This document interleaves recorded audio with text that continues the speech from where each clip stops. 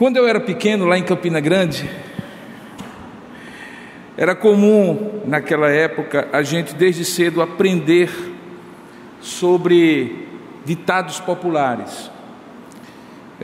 Eu não sei hoje, mas os pais, os tios, os avós de antigamente costumavam sintetizar as lições, os ensinamentos que gostariam que nós aprendêssemos por meio de frases que representavam a sabedoria popular, a sabedoria que não se aprende em escola, que não se aprende em faculdade. Eu imagino que ao falar disso você deve recordar de inúmeros ditados populares que você aprendeu com a sua família e que ainda hoje, às vezes até mesmo repete com os seus filhos, com as pessoas mais jovens. Dois deles sempre me fazem recordar. Um deles é: pau que nasce torto, morre torto. E outro: diga-me com quem tu andas, que eu te direi quem tu és. Isso era repetido frequentemente pelos meus parentes, e o tempo passou, e aquilo que eu acreditava que era uma verdade absoluta, que pau que nasce torto, morre torto, e diga-me com quem tu és, com quem tu andas, que eu te direi quem tu és, foi sendo demonstrado que é verdade, mas não é uma verdade absoluta, que pode ser verdade em alguns casos, mas não necessariamente em todos os casos. No texto que nós vamos expor hoje à noite, que é o 4º episódio da 2ª temporada da série Edificarei a Minha Igreja, nós vamos ter o exemplo de uma pessoa que, do ponto de vista espiritual, nasceu torto, embora se achasse a pessoa mais certa do mundo, mas que em algum momento, pela conversão de Deus, foi transformado em um outro homem. E vamos ver também que as pessoas que conviveram com ele antes dessa transformação e que de alguma maneira sim influenciaram a sua vida, no entanto, passaram a ser influenciados por eles ou por ele, porque não é verdade absoluta que a gente apenas é influenciado. É verdade também que a gente pode influenciar.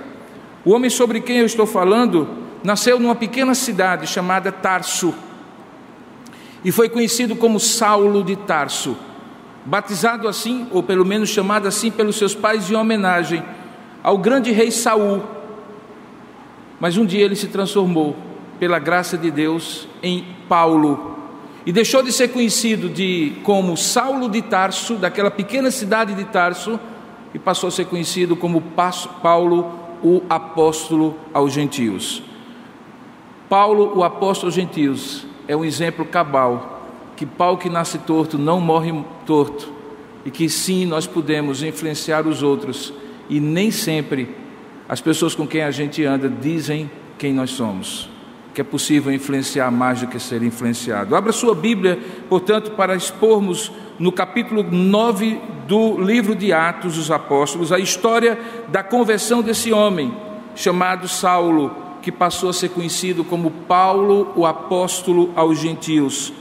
Nós vamos ler do capítulo 9, verso 1 ao verso 30, essa história que é contada pelo evangelista Lucas em 3 cenas. A cena da conversão propriamente dita, a repercussão que a conversão de Paulo teve na cidade de Damasco, para onde ele estava indo, e a repercussão que a conversão de Saulo teve na cidade de Jerusalém, de onde ele havia saído. Porque, como você sabe, Paulo é encontrado por Jesus Cristo no meio do caminho entre Jerusalém e Damasco. Diz assim a palavra de Deus no livro de Atos dos Apóstolos, capítulo 9, a partir do verso 1.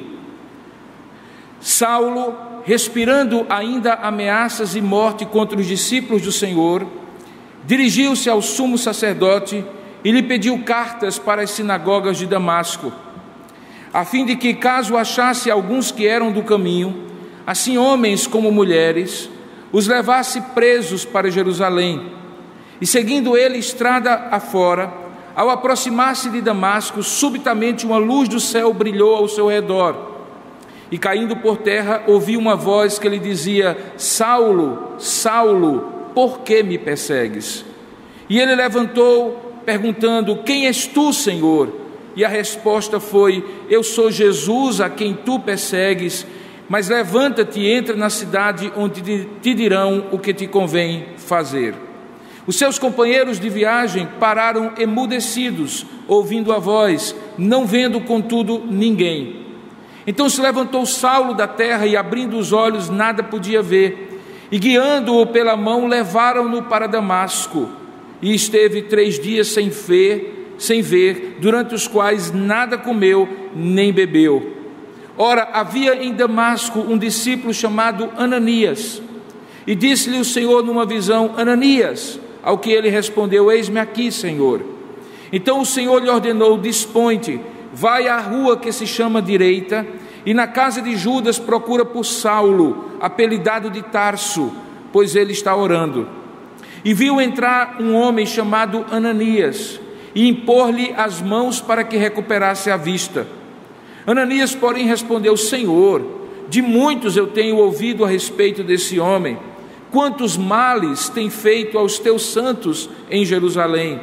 E para aqui trouxe autorização dos principais sacerdotes para prender a todos os que invocam o teu nome. Mas o Senhor lhe disse: Vai, porque este é para mim um instrumento escolhido para levar o meu nome perante os gentios e reis, bem como perante os filhos de Israel. Pois eu lhe mostrarei quanto lhe importa sofrer pelo meu nome. Então Ananias foi, e entrando na casa, impôs sobre ele as mãos, dizendo: Saulo, irmão, o Senhor me enviou, a saber, o próprio Jesus que apareceu no caminho por onde vinhas, para que recuperes a vista e fiques cheio do Espírito Santo. Imediatamente lhe caíram dos olhos como que escamas, e tornou a ver, e a seguir levantou-se e foi batizado. E depois de ter se alimentado, sentiu-se fortalecido, e então permaneceu em Damasco alguns dias com os discípulos. Esta é a cena da conversão. Começa agora, a partir do verso 20, a cena da repercussão da conversão de Saulo em Damasco. E assim Lucas descreve: E logo pregava Saulo nas sinagogas a Jesus, afirmando que este é o Filho de Deus. Ora, todos os que o ouviam estavam atônitos e diziam: Não é este que exterminava em Jerusalém os que invocavam o nome de Jesus, e para aqui veio precisamente com o fim de os levar amarrados aos principais sacerdotes? Saulo, porém, mais e mais se fortalecia e confundia os judeus que moravam em Damasco, demonstrando que Jesus é o Cristo. Decorridos muitos dias, os judeus deliberaram entre si tirar-lhe a vida.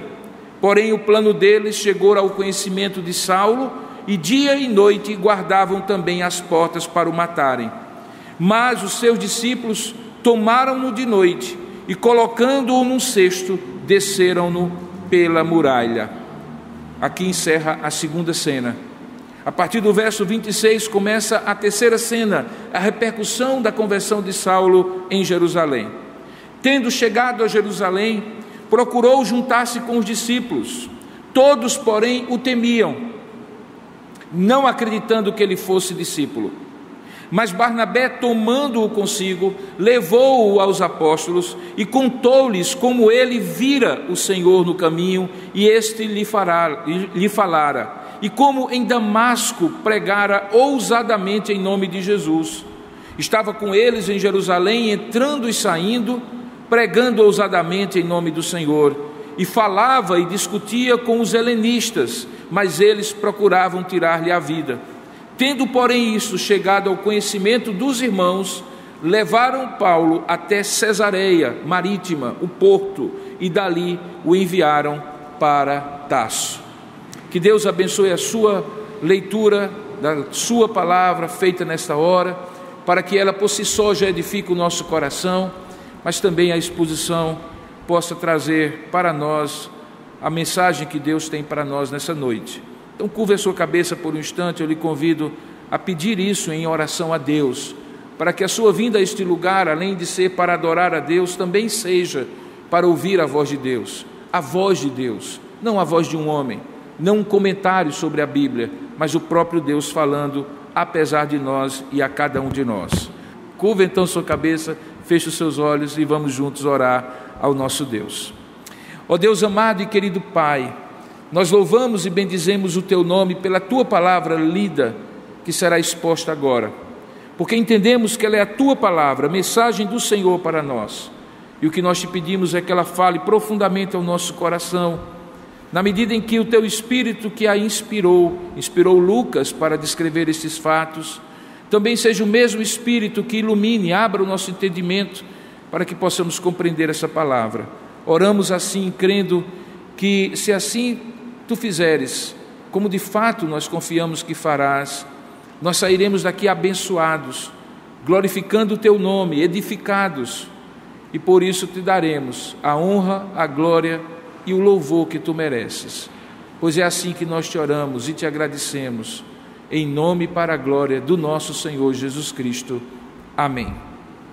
Queridos, nos dias de Paulo, a viagem a pé de Jerusalém para Damasco levava cerca de 4 ou 5 dias. A distância, ainda hoje, obviamente, é de 240 quilômetros.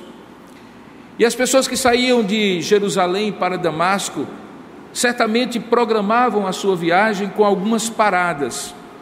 4 ou 5 dias implicava pelo menos 3 noites na estrada para dormir. Nós não sabemos exatamente em que parte da história, em que parte da jornada, Paulo teve esse encontro transformador com Jesus Cristo. Mas a descrição que nós temos da Bíblia é que aquela viagem não era uma viagem fortuita, não era uma viagem a passeio. Paulo estava ali como movido por uma missão. Damasco era a capital da Síria já naquela época, uma das cidades mais antigas do Antigo Oriente, e era um importante centro comercial para onde convergiam caravanas de todas as direções do mundo antigo e onde a fé cristã havia começado a florescer. Nos episódios anteriores nessa exposição, eu demonstrei para os irmãos que à medida que aquela grande perseguição, que começa a partir da morte de Estevão, o primeiro mártir cristão, dispersara os cristãos pela região da Judeia e Samaria, e alguns deles certamente chegaram a Damasco, que já estava para além das fronteiras da Samaria. Quando é descrito essa dispersão, desta grande perseguição, que inclusive tinha como a figura do grande perseguidor, justamente Saulo de Tarso, diz que eles, à medida em que estavam indo, caminhando, fugindo para salvar a própria vida, eles pregavam o Evangelho e passaram a ser conhecidos como aqueles do caminho. Certamente pela ênfase que eles davam, talvez citando claramente, literalmente, a palavra de Jesus, quando disse que Ele era o caminho, a verdade e a vida, e que ninguém vem ao Pai senão por Ele, aqueles cristãos foram usados por Deus para, como o pólen disperso pelo vento, fazer com que novas sementes, novas árvores, novos ramos do cristianismo se espalhassem na região da Judeia e da região da Samaria. Damasco era atraente para aqueles cristãos, era uma cidade maior, já cosmopolita, passavam pessoas de todos os lados, de um lado para outro. Quando você vê na antiguidade as rotas das grandes caravanas, nós normalmente pensamos que elas estavam nos lugares desérticos o tempo todo, mas é bom entender que elas vendiam e compravam. Aqueles homens que vendiam e compravam precisavam ter rotas onde determinadas paradas permitiam que eles renovassem e fizessem as trocas comerciais deles.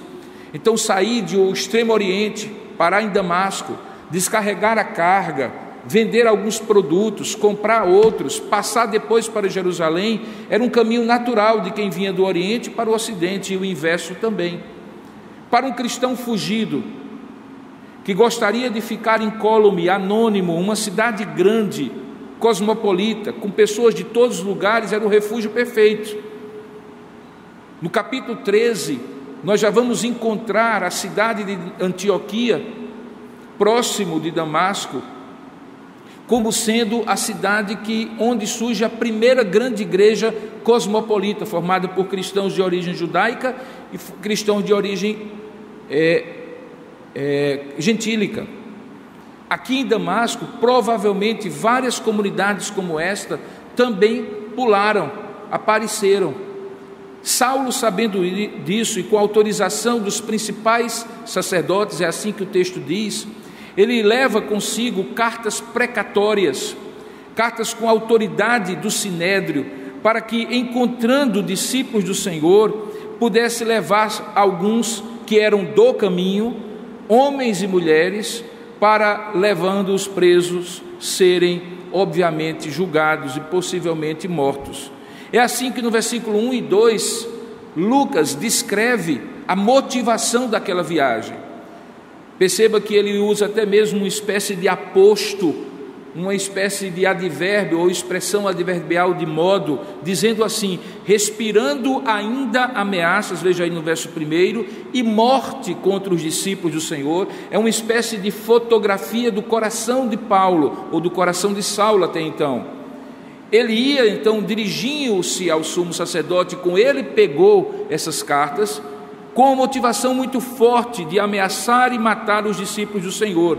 Para isso ele tinha que ter autoridade, ele tinha que ter uma autorização do Sinédrio, e é com essa autorização que ele chega para Damasco. Em algum momento dessa viagem de 4 ou 5 dias, diz o texto que em dado momento, no versículo 3, quando ele estava seguindo estrada fora, já mais próximo de Damasco do que de Jerusalém, subitamente, para mostrar que não era um fenômeno natural, uma luz do céu brilhou ao redor dele e daqueles que estavam com ele. Possivelmente aquela luz fulgurante assustou os animais, porque obviamente eles não iam a pé, e Paulo certamente caiu ao chão, porque diz um pouco adiante que ele se levantou e entrou na cidade. A ideia de que Paulo caiu do cavalo naquilo ali, embora não seja possível afirmar literalmente, mas é muito provável que isso possa ser deduzido do texto. O fato é que, junto com a luz do céu que brilhou ao seu redor, diz o verso 4, que já em terra ele ouviu uma voz que lhe dizia: Saulo, Saulo, por que me persegues? O diálogo que vai começar ali, entre aquela voz, que depois fica muito claro que é a voz do próprio Senhor Jesus, e Saulo de Tarso, revela o âmago e a essência da transformação que aconteceu na vida de Saulo. Repare que, em primeiro momento, Saulo é surpreendido pelo fato de que aquela perseguição que ele pensara outrora, que era direcionada aos discípulos do Senhor, na verdade, era uma perseguição ao próprio Senhor. Jesus chama para si aquela perseguição. Ele é quem pergunta a Saulo: Saulo, Saulo, por que me persegues?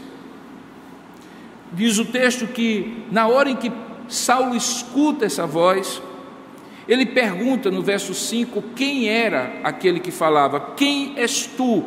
E então é revelado a ele: eu sou Jesus a quem tu persegues. Naquele momento, Saulo compreendeu que o zelo, toda a religiosidade judaica que ele professava, que o fazia ver os cristãos como inimigos, Jesus como um mal a ser combatido e exterminado de sobre a terra, é completamente mudado por aquele encontro. Saulo cai em si e percebe,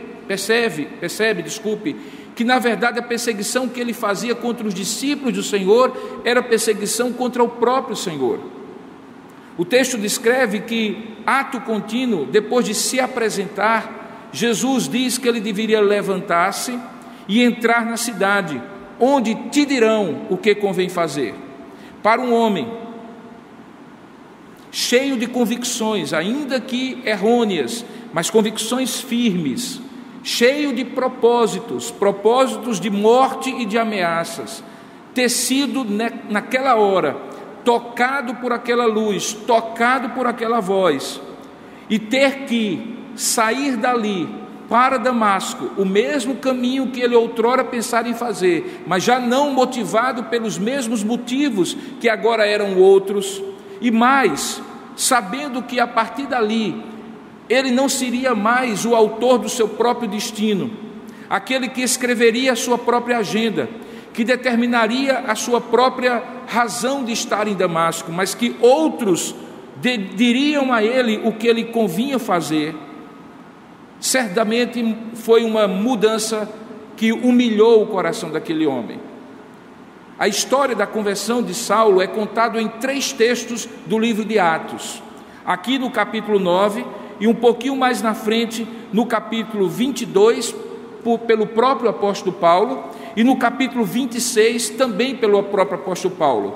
Nessas 2 outras versões, no capítulo 22 e no capítulo 26, quando Paulo conta diante de tribunais como foi que ele se transformou no grande apóstolo aos gentios, sendo ele um homem arraigado, fariseu de fariseus, judeu zeloso, contrário e inimigo ao cristianismo, talvez lhe dê, se você depois tiver a oportunidade de ler, uma descrição melhor de como Paulo, tempos depois, interpretou isso que que Lucas acabou de descrever. Nesta primeira versão, é Lucas que conta aquilo que Paulo passou.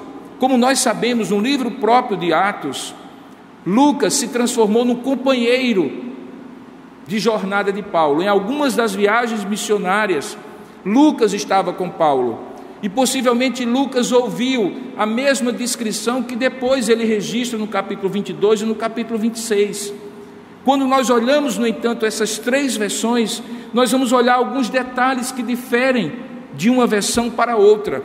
Não é que há contradição, é simplesmente Paulo adaptando e enfatizando alguns aspectos numa ocasião, outros aspectos noutra ocasião, para cumprir o objetivo de convencer a pessoa diante de quem ele estava se defendendo, ou de expor determinado ponto diante daqueles que estavam ouvindo a sua defesa no tribunal. Nesse texto de Atos capítulo 9, fica muito claro que a conversão de Paulo foi uma conversão dramática, transformadora, que num único ato mudou o coração daquele homem. Nós olhamos e vemos que quando ele ouve dizer, entra na cidade, onde te dirão o que te convém fazer, o próprio evangelista Lucas descreve que a partir dali, repercussões do que tinha acontecido acontecem no coração das pessoas que estavam ali presenciando. Veja o verso 7.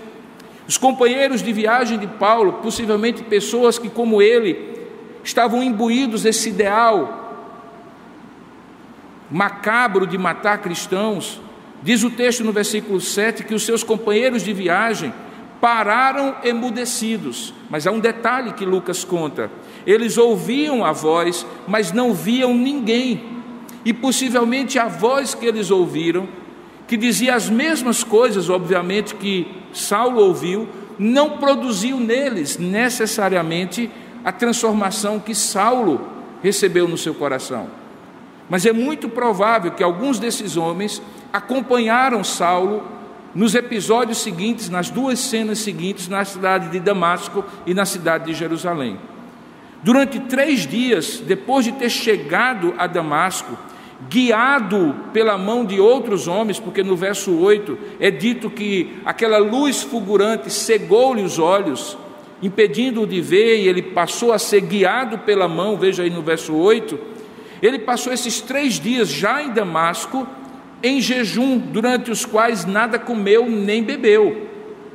Não fica muito claro no texto se isso era uma condição, um trauma daquela experiência realmente dramática que ele passou, ou uma decisão de começar bem como um homem novo, de abrir mão da alimentação e da água para compreender, para fazer sentido na sua cabeça, do ponto de vista espiritual, do que tinha acontecido. O fato é que Lucas corta essa cena, que está centrada em descrever o que aconteceu com Saulo, e de repente, no versículo 10, ele muda o foco da sua câmara e coloca na vida e na pessoa de um homem que é conhecido apenas como Ananias, um discípulo. Veja aí no verso 10, havia em Damasco um discípulo chamado Ananias.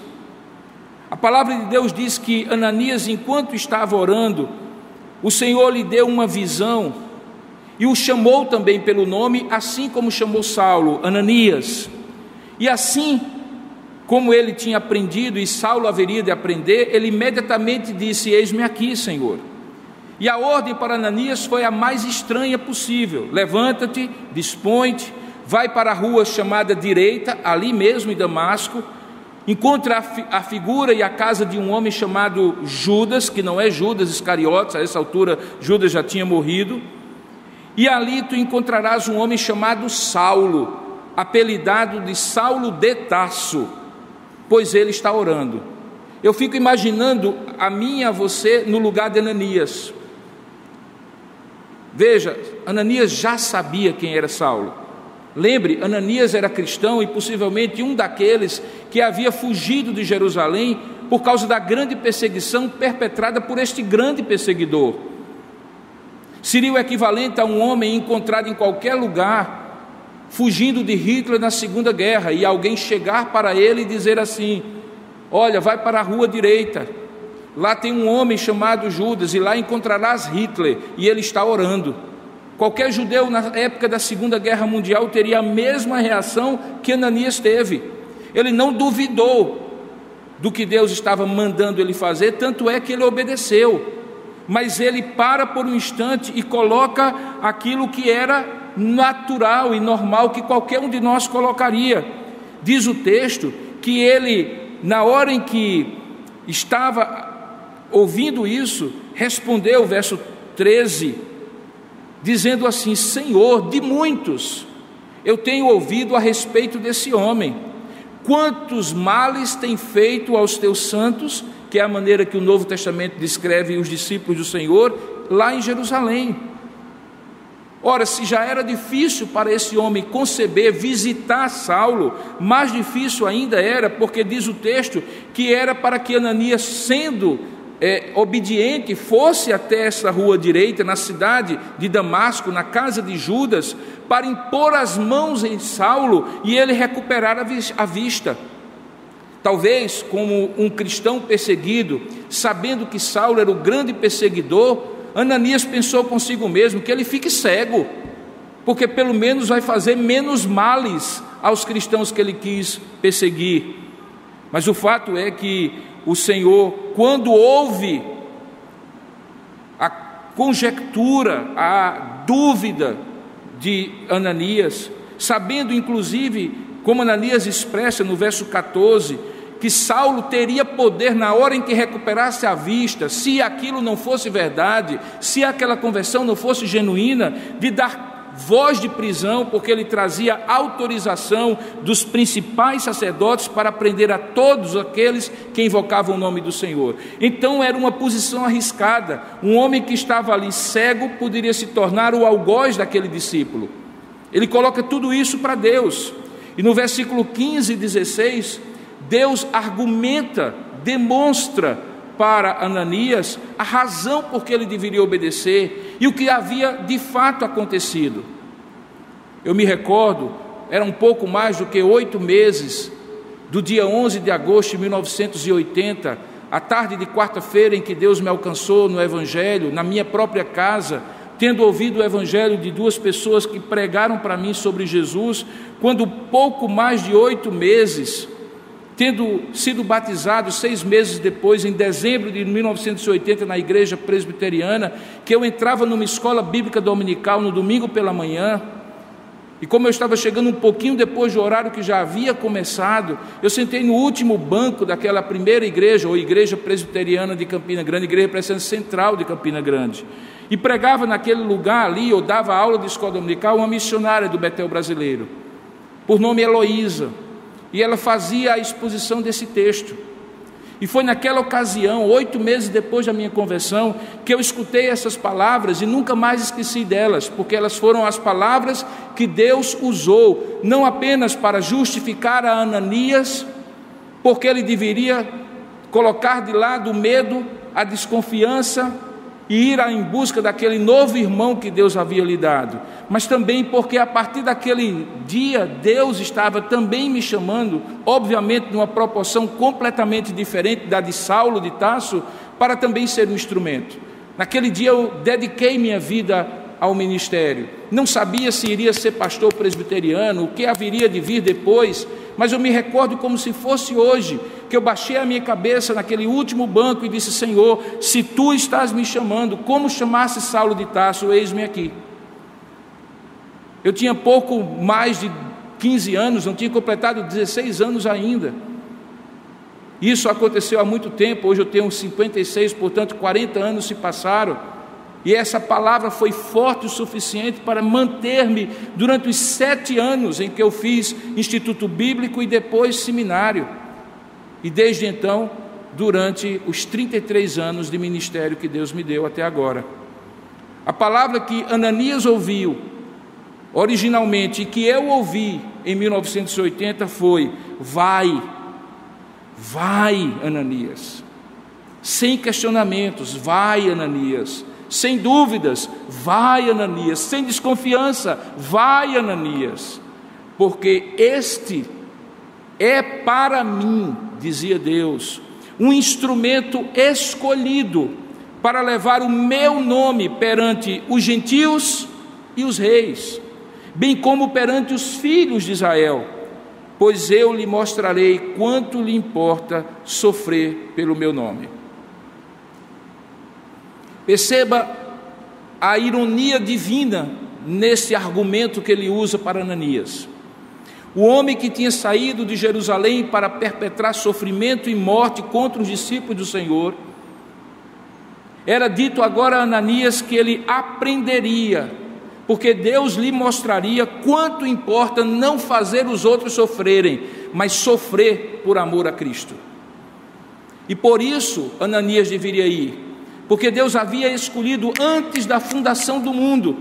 Não importa a trajetória, não importa a tortuosidade do caminho de Paulo, não importava que ele fosse um pau torto, que nascera torto do ponto de vista espiritual, como todos nós somos tortos do ponto de vista espiritual, porque todos pecaram e carecem da glória de Deus, quer persigamos ou não, quer tenhamos sido cruéis e facínoras como Paulo ou não. O fato é que ali era um instrumento escolhido para levar o seu nome perante os gentios. E essas categorias são categorias representativas. Paulo, posteriormente conhecido como apóstolo aos gentios, não escolheu um grupo determinado para quem ele deveria pregar. Foi Deus que resolveu usar Paulo para alcançar outros povos, línguas, tribos e nações, além dos judeus. Quem chamou Paulo para ser apóstolo aos gentios não foi outro, não foi Paulo, foi o próprio Deus. Mas ele também, por conta disso, estaria, como de fato o restante do livro de Atos demonstra, diante de reis, de tribunais. E os próprios filhos de Israel ouviriam o evangelho de Jesus Cristo, o Messias prometido e esperado, pela boca de Paulo. E tudo isso foi dito a Ananias naquele momento. Bom, com esse tipo de argumento, em que Deus diz para alguém: eu é quem escolho, não é você que escolhe. Eu é que chamo os meus instrumentos, não é você que escolhe. Ananias, pau que nasce torto pode ser transformado. Não é você que vai dizer que para esse não tem jeito. Não é você que vai ter medo e desconfiança, porque talvez essa pessoa esteja fingindo uma conversão. Eu sei o que eu fiz, eu sei com quem eu encontrei, eu sei quem eu havia escolhido antes da fundação do mundo, portanto vai, porque este para mim é um instrumento escolhido para levar o meu nome perante os gentios e reis, bem como perante os filhos de Israel, e eu lhe mostrarei quanto importa padecer pelo meu nome. Diante daquele argumento, diz a palavra de Deus no verso 17, Ananias foi, e entrando na casa, fez exatamente como Deus disse que ele deveria fazer, impôs sobre ele as mãos, dizendo, e aí já era uma outra expressão que Ananias usava, Saulo, irmão. Ali já era não apenas a conversão de Saulo a Cristo, mas a conversão de Ananias a Paulo. Não era mais o reconhecimento que Saulo tinha de que ele estava perseguindo na verdade a Jesus e por isso precisava ser transformado. Agora era o reconhecimento de Ananias, que também converte o seu coração de uma desconfiança e de um medo contra Saulo para chamá-lo e reconhecê-lo de irmão. É assim que ele se refere, Saulo, irmão, o Senhor me enviou, a saber, o próprio Jesus que te apareceu no caminho por onde tu vinhas, para que tu recuperes a vista e fique cheio do Espírito Santo. E ao dizer essas palavras, o texto descreve no verso 18 que imediatamente lhe caíram dos olhos como que umas escamas, e ele tornou a ver, e a seguir levantou-se e foi batizado em o nome do Senhor. E depois de ter se alimentado, sentiu-se fortalecido e permaneceu em Damasco alguns dias com os discípulos. O que Lucas quer com essa primeira cena? O que ele quer que eu e você saiamos nessa noite convencidos daqui com essa primeira cena? Exatamente aquilo que na introdução desse sermão eu falei, que não existe ninguém difícil que Deus não possa transformar, não existe nenhum pau torto que Deus não possa alinhar, não existe ninguém inalcançável pelo Evangelho. Pelo contrário, no eterno decreto de Deus, nós nem bem sabemos aquelas pessoas que Ele já escolheu e as circunstâncias que Ele vai usar para que aquela pessoa escolhida que ainda não conhece, venha a conhecer pela pregação do Evangelho, por um encontro direto com Jesus Cristo, como aconteceu com Saulo, e seja profundamente transformado. Que deduções eu tiro disso? É que aquilo que eu vejo não é o que Deus vê. Aquilo que eu acho que é possível ser feito não é aquilo que Deus efetivamente pode e faz. Que aqueles que eu julgo previamente pelo seu histórico de vida, podem estar com o encontro marcado com Deus em alguma estrada para Damasco. E eu, talvez na condição de ser um Ananias, vou ter que superar os meus medos e minhas desconfianças e orar para que este que não conhecia a Deus e que passa a conhecê-lo, se transforme num verdadeiro apóstolo, um discípulo do Senhor, como Saulo, mesmo que em proporções diferentes. A história de Saulo, irmãos, é a história da conversão mais dramática e transformadora de todo o Novo Testamento. Essa história está no capítulo 9, porque na maneira de Lucas descrever os fatos no livro de Atos, ele usa episódios que são como interlúdios, como parênteses na narrativa, que servem como uma espécie de dobradiça narrativa, de modo que aquilo que ele estava narrando até então se desdobra por intermédio de uma história que ele coloca no meio para aquilo que vai acontecer posteriormente. E é exatamente isso que acontece. Se do capítulo 1 até o capítulo 8 de Atos, antes dessa história, o personagem principal era Pedro, coadjuvado por João. Se você tinha um Filipe, como também uma pessoa destacada, um Estevão, mas certamente do ponto de vista apostólico era Pedro a grande figura. A partir dessa conversão de Saulo, Pedro vai tendo um papel cada vez mais atenuado na narrativa, enquanto que Saulo de Tarso começa a ter um papel cada vez mais intensificado na narrativa. Do capítulo 13 até o capítulo 28, Pedro praticamente desaparece da narrativa de Lucas. E é Paulo de Tarso que está como grande herói da fé no Concílio de Jerusalém, no capítulo 13. É ele que faz a sua primeira viagem missionária no capítulo 13 e 14. Ele que faz a sua segunda viagem missionária no capítulo 16 e 17. Que faz a terceira viagem missionária no capítulo 19 e 20. E a partir do capítulo 21 é a sucessão de prisões e tribunais até que ele chega a Roma. E enquanto tudo isso está acontecendo, ele escreve nada mais nada menos do que 13 livros dos 27 livros do Novo Testamento. Prega o Evangelho e planta igrejas em toda a Ásia Menor, atualmente a Turquia. Entra na Europa por meio da Península Grega e prega o Evangelho, se tornando um apóstolo que chega ao final do seu ministério dizendo assim: irmãos de Roma, por favor, escutem o Evangelho, porque eu quero passar por aí, porque já não era um lugar que ele, não era ainda um lugar que ele conhecia, para que vocês me ajudem, porque eu quero chegar até as fronteiras ocidentais do Império na Espanha. Esse homem passa a ser um homem de um volume de realizações, de operações de Deus por intermédio dele, como pastor, como plantador de igreja, como escritor, como defensor do Evangelho, apologeta do Evangelho, como nenhum outro teve. Se alguém perguntar para mim qual é o principal personagem humano do Novo Testamento, exclusivamente humano, eu vou dizer, é o apóstolo Paulo.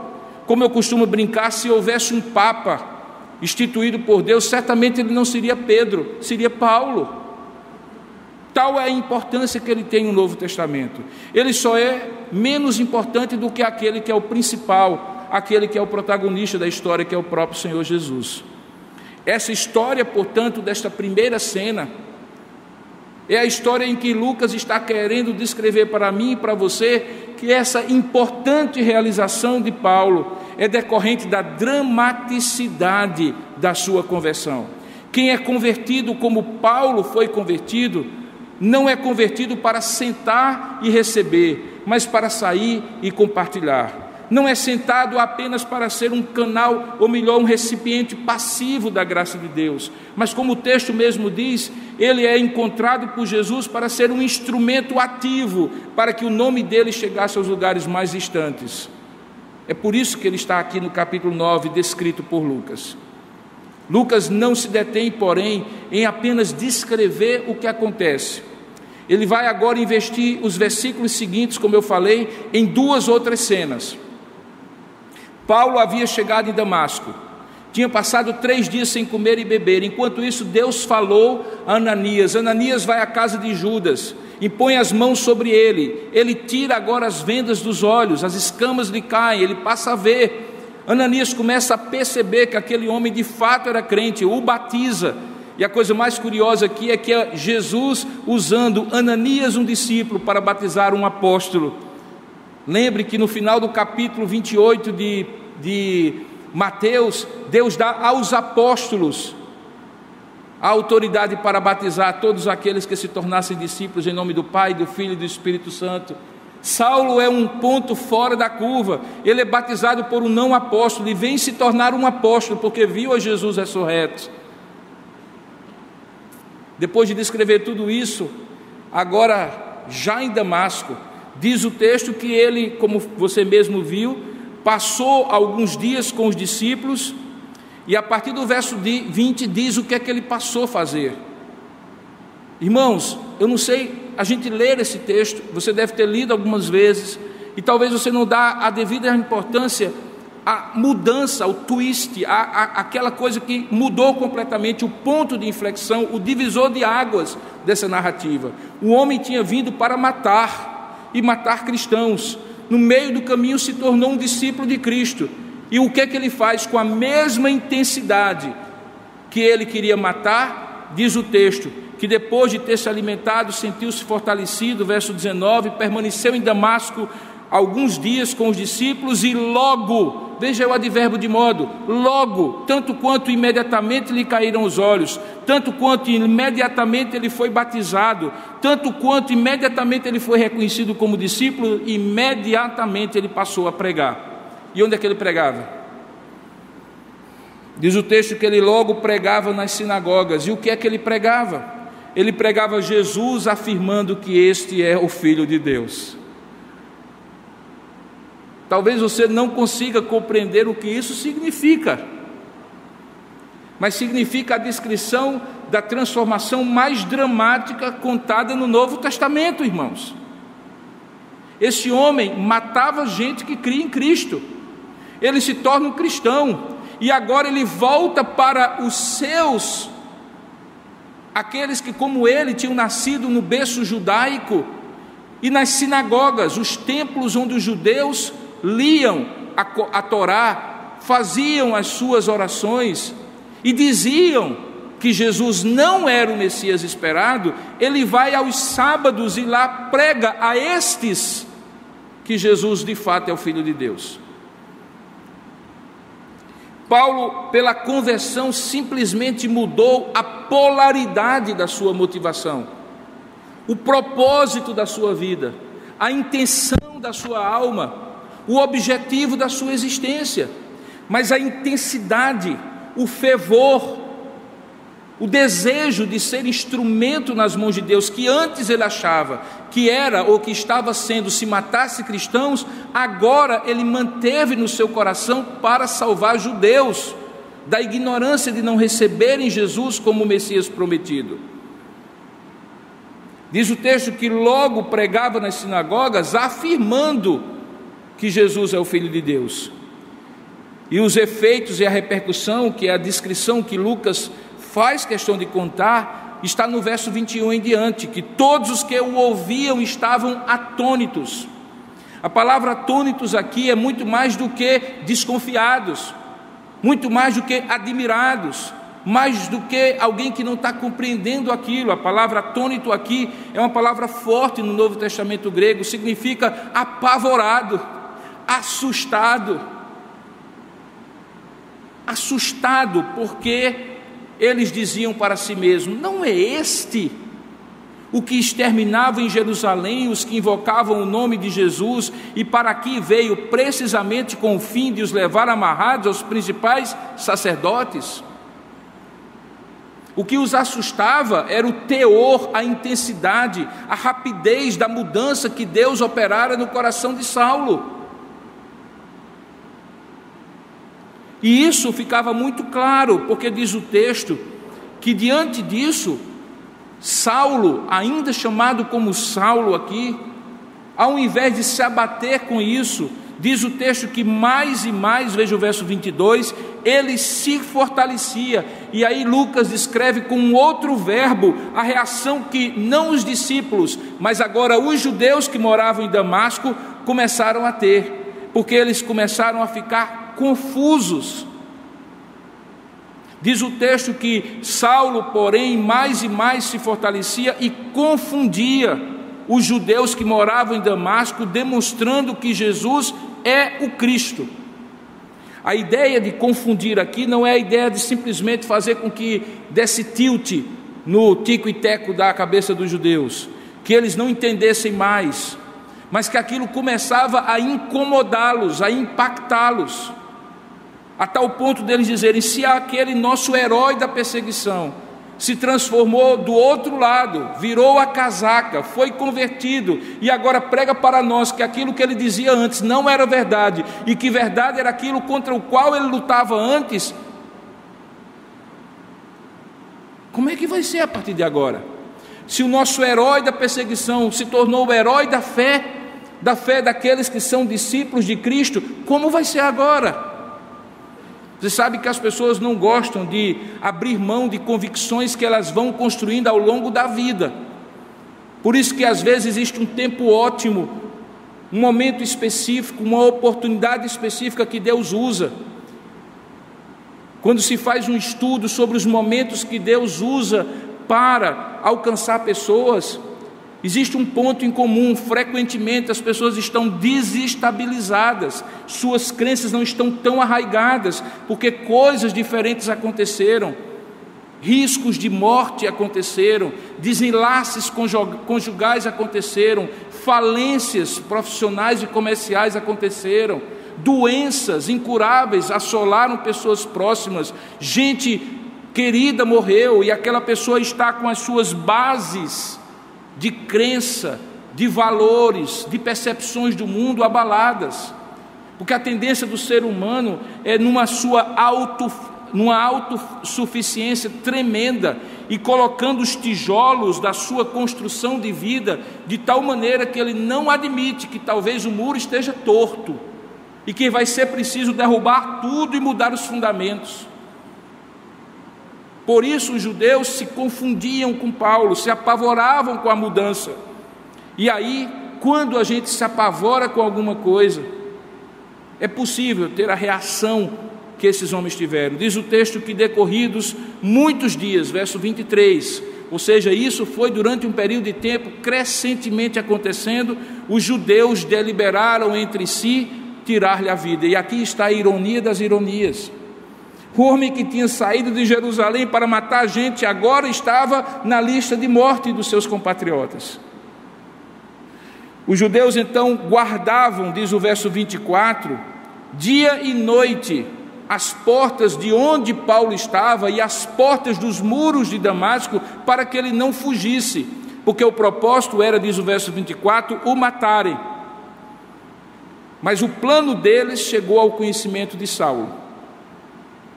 E aí os seus discípulos tomaram-no de noite e colocado num cesto, desceram-no pela muralha de Damasco, porque se fosse pela porta seria descoberto.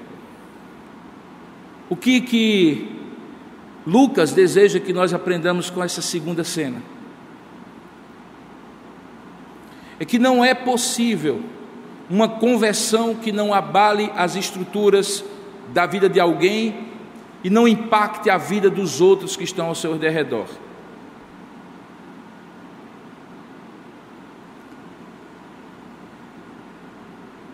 Minha avó materna viveu até os 97 anos.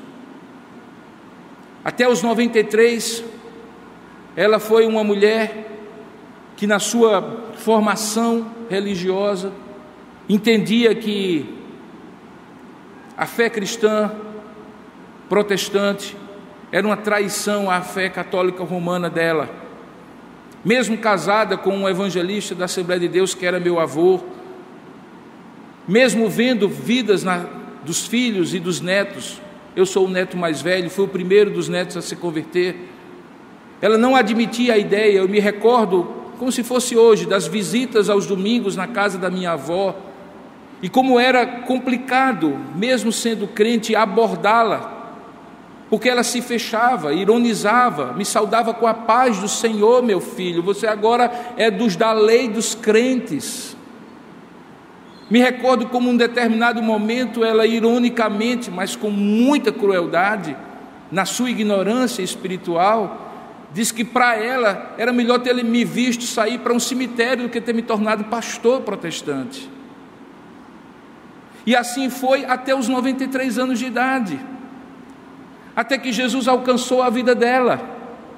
E eu me recordo daquela primeira visita que fiz à sua casa aqui, já em João Pessoa, porque essas histórias são de Campina Grande, da minha época da infância e da juventude. Quando eu voltava do seminário, minha avó nunca, em 7 anos, e mais 1 ano de ministério em Campina Grande, foi a um culto em que eu preguei. Nunca. Até que aos 93 anos de idade, Deus tocou o coração dela, e eu me lembro da visita que fiz aqui em João Pessoa. Quando eu me aproximei, ela me saudou com a paz do Senhor, e aquela paz do Senhor foi diferente naquele dia, porque era a paz do Senhor de uma irmã em Cristo, a paz do Senhor de alguém que de fato tinha sido tocada por Jesus Cristo, não pelo meu ministério, não por uma pregação minha, mas usando outros servos de Deus. E durante os últimos 4 anos de sua vida, eu vi minha avó crescendo na graça e no conhecimento do Senhor, e com o seu testemunho, quietinha no seu canto, já velhinha, impactar aspectos da vida familiar dela, das filhas e dos netos, de maneira transformadora, porque não é possível que alguém de fato se converta e permaneça um discípulo anônimo, um agente secreto, que não muda, que não incomoda, mesmo sem querer incomodar, que não produz aquela situação de alguém se assustar com a mudança. Às vezes alguns são até demais, aquele fervor do novo convertido, muitas vezes sem conhecimento, sem sabedoria, sem bom senso e sem prudência, chega a se tornar um fervor chato, antipático.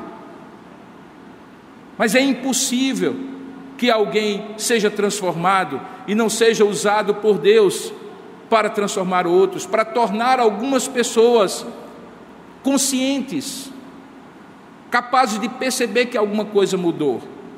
Eu não sei, querido, como foi que Jesus encontrou com você, visto que quem marca o encontro conosco é Deus e não nós. Nós estamos na nossa estrada de Damasco. Alguns de nós estávamos na estrada de Damasco, e no meio do caminho Deus nos encontrou. Mas se você é daqueles que foi de fato encontrado por Jesus, e não apenas mudou de religião, passou da lei para os crentes, para a lei dos crentes, como dizia minha avó, a sua conversão, mesmo que tenha sido ao longo de um processo, tendo sido criado na igreja, por exemplo, mas ela transforma, e se ela transforma, ela incomoda, ela impacta as outras pessoas, ela faz com que as outras pessoas se fiquem perguntando o que aconteceu. Algumas dizem que é uma lavagem cerebral, porque coisas que você antes se deliciava e tinha prazer, passaram a ser anódinas, completamente sem gosto, sem cheiro e sem sabor para você. E outras coisas que você não imaginava que teriam um dia sabor na sua vida passam a ter. Eu me lembro quando em 2 meses e 17 dias eu li a Bíblia toda pela primeira vez, logo que eu me converti. Minha mãe, na época, que veio a ser minha filha na fé, mas que não era crente, pensava que eu tinha me tornado louco. Não deixei outras coisas, continuava sendo um jovem de 15 anos, mas o tempo que eu tinha, eu abria aquela Bíblia, eu lia aquela Bíblia, eu marcava de vermelhinho as referências que falavam do sangue de Jesus, de amarelo as coisas que falavam da graça de Deus, de azulzinho. A primeira Bíblia minha é uma Bíblia colorida, porque eu queria aprender aquilo. Jesus transformou minha vida no dia em que Jesus encontrou, no dia 11 de agosto de 1980, naquela tarde, final de tarde, eu tomei um banho e saí para conversar com os meus amigos da vizinhança e os meus amigos do time de handebol do colégio. Eu cheguei de madrugada praticamente em casa, minha mãe achava que eu tinha sido raptado, mas é porque aquilo foi forte o suficiente para que eu conversasse com as pessoas, falasse de Jesus com as pessoas. Se alguém me perguntar qual é o primeiro sinal de alguém que realmente foi convertido, é fome de Deus e fome de falar de Deus. É fome de conhecer o desconhecido que até então lhe era privado, e fome de fazer os outros conhecerem, porque, como eu costumo dizer, se eu vou num restaurante e a comida é boa, se eu assisto um filme e gosto, se eu tomo um remédio e me ajuda, como eu não posso falar dessas coisas? E se essas coisas forem muito como de fato são, menos do que a graça de Jesus, como é que eu posso ficar com a boca calada? Paulo diz o texto que logo depois de estar minimamente fortalecido, ele pregava a ponto de confundir os judeus que moravam em Damasco, e muitas vezes produzia até mesmo perseguição. Essa história está contada para mostrar que a conversão de Saulo não foi um conto de carochinha, não foi fictícia, foi uma conversão real e verdadeira, e está aqui para demonstrar que eu e você também precisamos ter os frutos de uma conversão verdadeira, semelhantes a Paulo.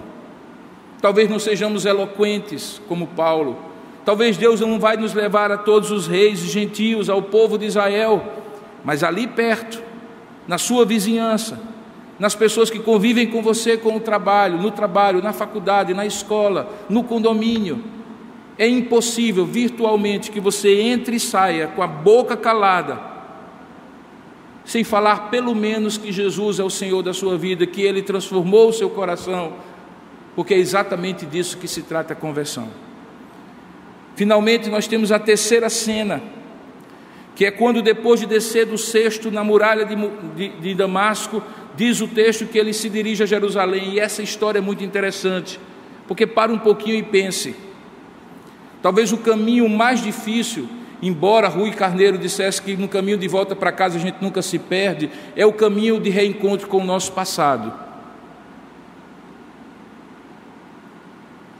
E Paulo agora estava fazendo um caminho ao contrário, reencontrando o seu passado.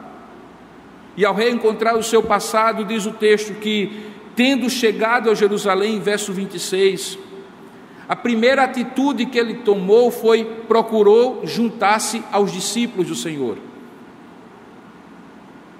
Mesmo que todos o temessem, como diz o texto, não acreditando que ele fosse discípulo. Aqui estamos diante do segundo grande sinal de uma conversão.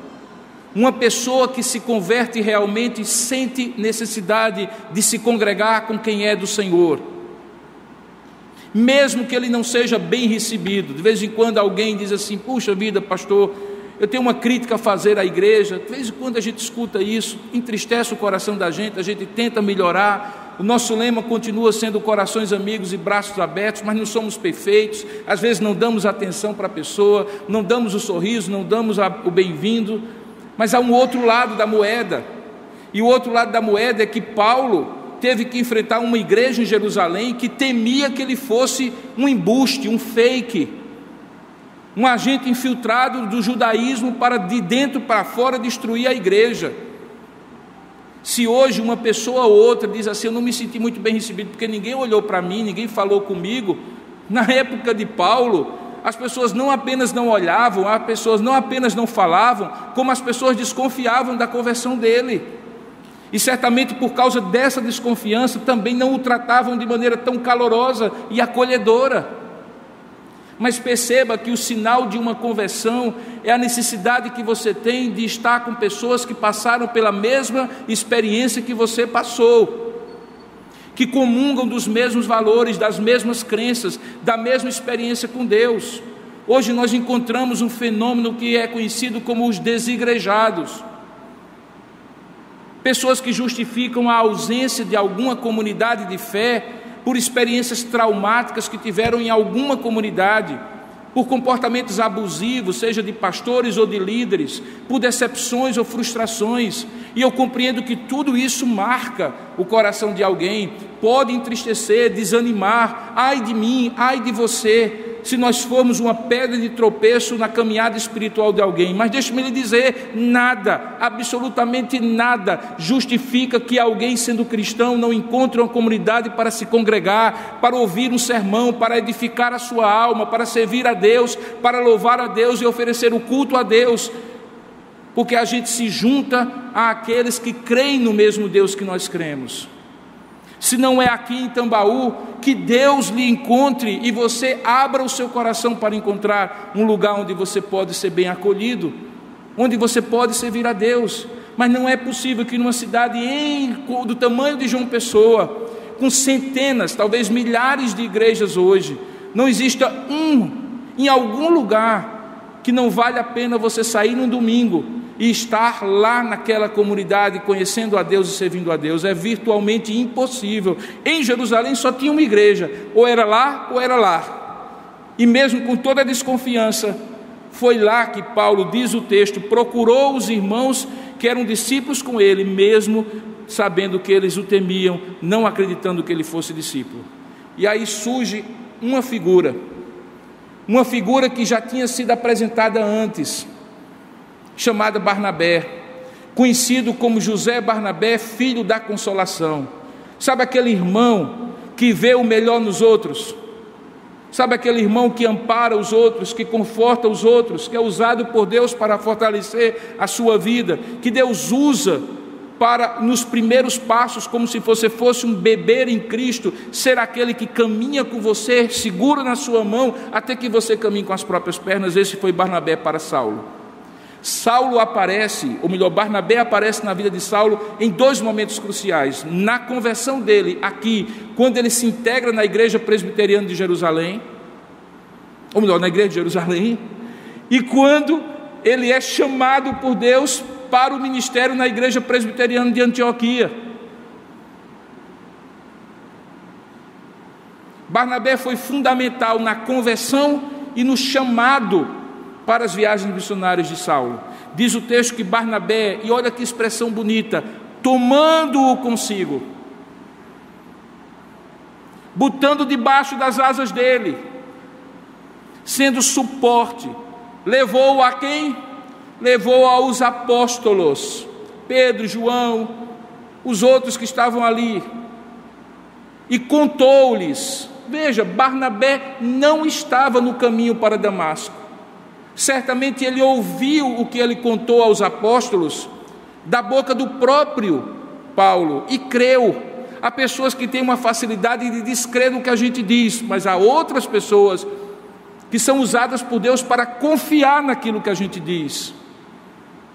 Barnabé era desse segundo grupo, ele confiou no que Paulo contou, e diz o texto que ele levou aos seus discípulos e contou-lhes como ele vira o Senhor no caminho, e que este lhe falara, e como em Damasco pregara ousadamente em nome do Senhor. E aí, Lucas descreve que a partir daí, Saulo estava com eles em Jerusalém, entrando e saindo, e fazia em Jerusalém aquilo que havia feito em Damasco, pregando ousadamente em nome do Senhor. Mas um homem de convicções fortes como Paulo, eventualmente também traz contra si algum tipo de beligerância, porque o verso 29 diz que ele falava e discutia com os helenistas. Essa expressão helenistas vem de Helênia, ou da maneira como os gregos eram conhecidos como os helênicos. Quem eram os helenistas? Lembra, eles já aparecem em Atos capítulo 6, quando as viúvas deles são preteridas na distribuição da cesta básica diária, e ali se cria o proto-diácono, aquele início de diaconia na igreja em Jerusalém. Os helenistas eram judeus que falavam grego, por isso eles eram conhecidos como helenistas, que não moravam em Jerusalém e que, portanto, tinham com Paulo talvez uma questão de ordem mais cultural do que teológica, e eles procuravam tirar-lhe a vida.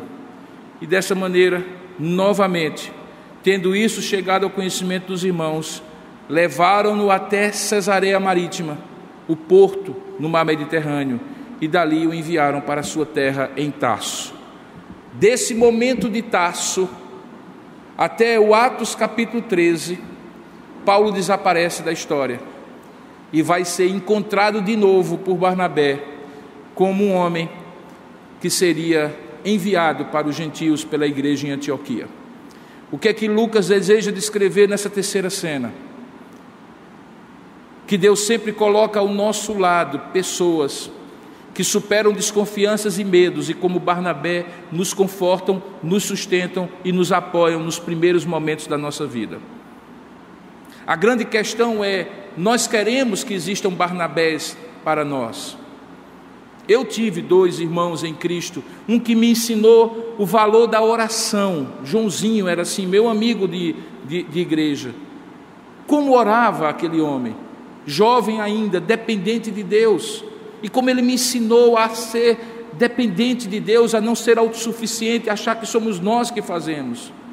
E Deus usou um outro homem, Joanildo, um homem que era jovem como eu, que tinha um zelo pela palavra, conhecia a palavra como poucos, e que me ensinou a ler a Bíblia, fazer estudo bíblico, tirar minhas primeiras dúvidas de fé. Quando eu fui ao Instituto Bíblico, pouco mais de 1 ano depois de me converter, eu já tinha lido a Bíblia 3 vezes. Eu já conhecia a Escritura Sagrada, eu amava a Escritura Sagrada, lia livros, devorava livros, porque esse homem me ensinou o valor de conhecer a Sagrada Escritura. A grande questão é que a gente quer que existam Barnabés na nossa vida, mas a gente não quer ser o Barnabé do outro. Você consegue ver pessoas novas nessa igreja? Eu vejo todos os domingos gente nova chegando. Mal dá tempo de se apresentar, mal dá tempo de conhecer. Eles conhecem você primeiro do que a mim, como pastor. Conhecem você primeiro do que aos presbíteros da igreja. Sabe quem Deus quer usar como Barnabé nessas vidas e pessoas? Você. Você precisa ser o Barnabé. Você precisa fazer as honras da casa. Você precisa apresentar essas pessoas aos apóstolos, aqui figuradamente representando a liderança da igreja. Sejam irmãos queridos que estão vindo de outras cidades e que estão procurando uma igreja que se pareça um pouquinho com a igreja de onde eles vieram, para que eles não se sintam tão fora de casa numa cidade estranha. É você que tem que ser o Barnabé. Gente nova na fé, que precisa conhecer e ser ajudada na oração e na palavra. É você o Barnabé. Esse texto está descrito aqui para que você não espere que outros sejam Barnabés seus, mas que você seja Barnabé de outros. Estamos chegando ao fim do nosso sermão e o tempo urge. Eu gostaria de convidá-los, portanto, a refletir sobre como não pode ser uma verdade absoluta que pau que nasce torto morre torto, e que tu diga-me com quem tu és, que eu te direi quem. Diga-me com quem tu andas, que eu te direi quem tu és. Porque essa história de Saulo e as repercussões dela mostram que é mais poderosa a influência do Evangelho em você na vida de outros do que a influência de outros sobre o seu coração, se você realmente é convertido em Cristo.